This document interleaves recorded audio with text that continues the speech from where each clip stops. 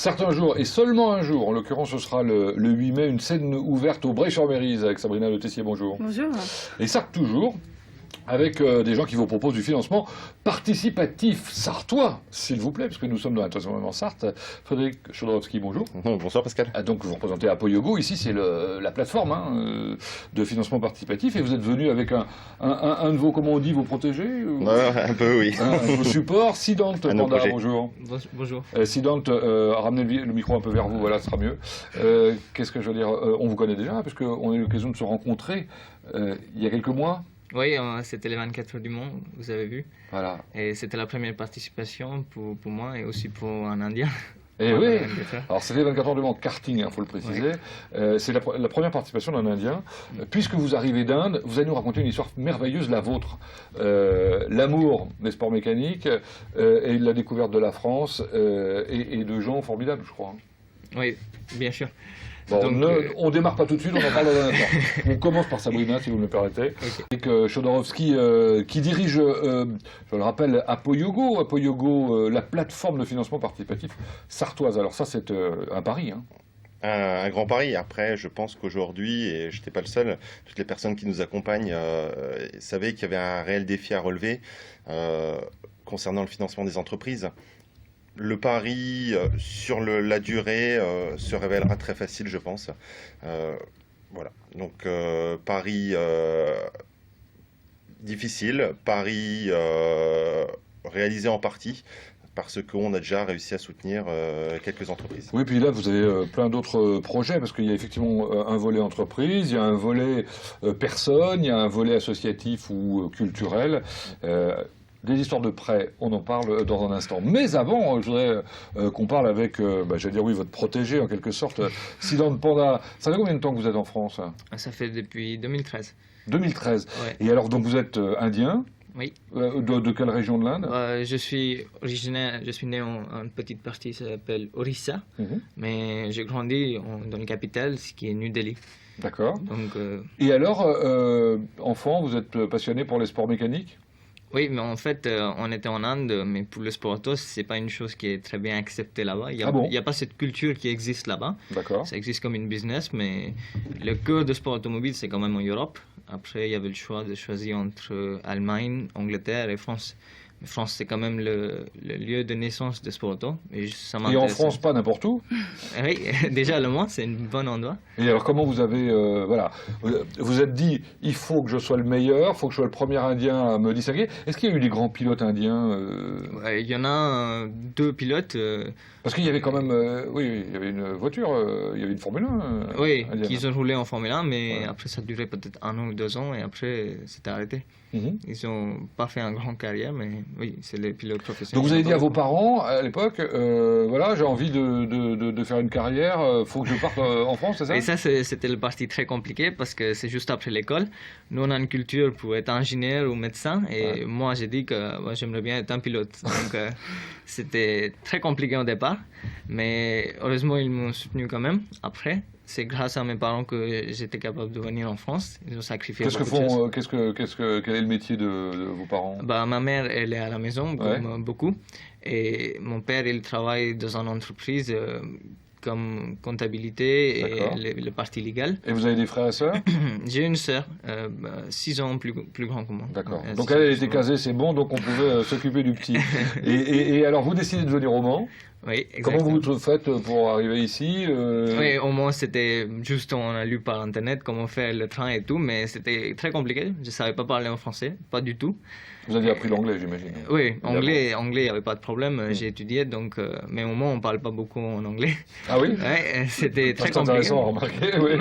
Les choses très simples, comme les choses pour laver le linge, tout ça, ça devient très compliqué au départ. Mais au bout de 6 mois, il y avait des mécaniciens qui étaient très sympas. Il y avait un qui parlait un peu d'anglais. Donc alors, attendez, on reste au début. Comment vous êtes installé au Mans? Chez qui Au départ, c'était les hôtels, mais à un moment, on a dit pour venir plus régulièrement pour trouver une autre chose. Donc il y avait la résidence Hermès. C'est par la Sarthe aussi. C'est pour les étudiants, pour les stagiaires, les choses comme ça. Et c'était bien au départ. Et après, j'ai trouvé une personne qui était très, très gentille qui m'a accueilli chez elle. Vous pouvez peut-être la citer. Oui, c'est Sylvie Aguilé. Donc, c'est une dame très sympathique. C'est grâce à elle que je pouvais intégrer le français et toute la culture en France. Et... Ouais, parce que vous dites même, je crois que c'est sur le site, hein, que Madame Aguillet a financé vos compétitions, vos formations, Ouais. votre carte, vos cartes même, votre voiture, Ouais. les repas et même votre lit, hein, c'est ça. Je suis un peu gâté. C'est on va dire. incroyable. Oui, c'est incroyable. C'était pas du tout préparé. Et je suis venu ici, je savais pas ce que je vais faire après le championnat. Il n'y a pas de budget, mais je savais ce que je voulais faire. Et après, il y avait. Mais Sylvie vous aviez qui- couru un peu en Inde quand même, vous aviez. Oui, piloté j'avais couru sur en quoi karting. En karting. Un petit peu, j'ai commencé vraiment tard, mais après, j'ai juste lancé dedans. J'ai dit que c'est ma passion, je vais faire ça. D'accord. J'aimerais bien faire ça toute ma vie. Après le championnat, j'ai fait une formation en BPJEPS Mhm. qui m'a aussi aidé pour apprendre encore plus vite le français. C'était obligatoire pour passer les examens. Ça, j'ai réussi maintenant. Quelle volonté. Et après, quand même, le fait que j'habite dans une maison avec des gens, ça m'a aidé beaucoup pour apprendre plus vite le français, la culture, les phrases, tout. Et alors aujourd'hui, quel est votre métier? Aujourd'hui, je suis instructeur de pilotage en Où? kart. Pour l'instant, je travaille indépendant. Ça veut Mhm. dire que je suis prestataire. J'ai mon structure, site compétition. D'accord. Et j'ai des clients. D'ailleurs, que- c'est un site internet, hein, sitecompétition.com. Oui. Donc, je trouve des gens qui sont assez passionnés. C'est pas forcément pour la compétition, ça peut être 50 ans ou 57 ans. J'ai des clients à cet âge qui voulaient pratiquer le sport auto. Donc, moi, j'arrête pas là parce que moi-même, j'ai commencé tard pour lancer dans la compétition et j'allais apprendre pour apprendre toute sécurité le karting. D'accord. Alors maintenant, vous êtes à un stade dans votre carrière de pilote, hein, où il vous faut des financements complémentaires pour pouvoir aller un peu plus loin. Vous avez fait du karting, vous l'avez dit, vous avez fait de la Formule 4. Oui, Ça correspond au championnat de l'Autosport Academy. oui, exactement. Alors voilà des images que vous nous avez rapportées. Ça, c'est sur. Vous avez collé une petite GoPro sur Ouais. le kart, c'est ça? Sur Ouais, la voiture? Sur la voiture, exactement. Ça, c'est les deux noms. C'était à la fin de saison. C'était bien, on avait bien progressé à cette époque. Parce qu'au départ, il y avait une sacrée différence par rapport aux bons pilotes. J'étais pas préparé du tout, je suis juste lancé.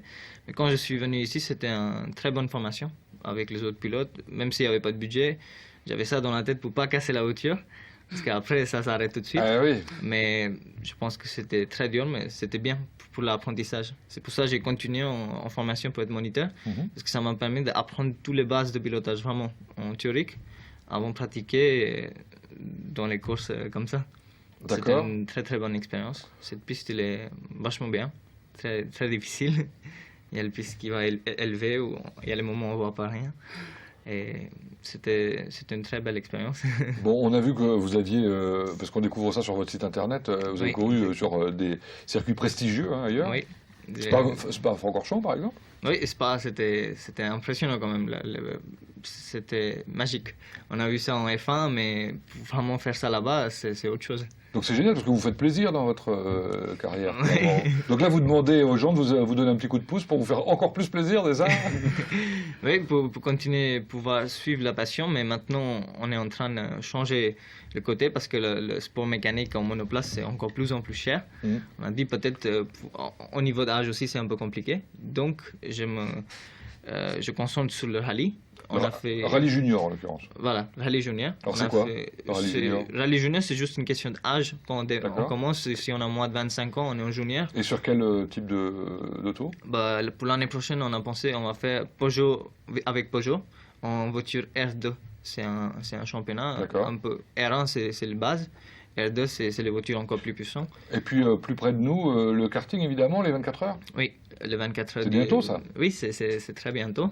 Et ça va être une bonne opportunité pour les sponsors, pour les gens pour venir. Il y a beaucoup de spectateurs, il y a à peu près 4000 spectateurs. Ouais, puis chaque en plus, année. ça sera dans le cadre de la fête de la CO cette année, donc ça Oui, prend encore plus de monde encore probablement. plus de monde et c'est quand même, je trouve, c'est une très bonne course. C'est très difficile à faire. Alors qu'est-ce que vous offrez aux gens qui vous apportent un peu de financement? Parce qu'il y a plusieurs niveaux, hein. On peut donner un peu, beaucoup, passionnément, à la folie. Oui, on a mis un budget de C'est 15 quoi le 000. minimum?